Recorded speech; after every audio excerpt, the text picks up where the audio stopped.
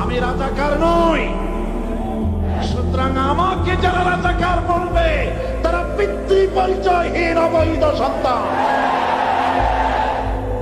আমাকে রাজাকার বলে জনগণ থেকে বিচ্ছিন্ন করবা, জনগণ থেকে আমারে বিচ্ছিন্ন করা যাবে না।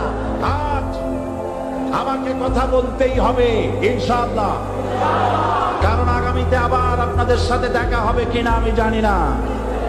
কথা বলতেই হবে। বিড়ালের মতো 500 বছর বেঁচে থাকার কোনো লাভ নাই। সিংহের মতো 1 ঘন্টা বাঁচতে চাই। আমি দেখতে পাচ্ছি বাংলাদেশের ভাগ্য আকাশে উত্তর গগনে কালো মেঘ জমা হয়েছে। ঝড়ের পূর্বাভাস লক্ষ্য করছি। যদি মোকাবেলা করতে না পারেন সক্ষম ভাবে, এমন অন্ধকার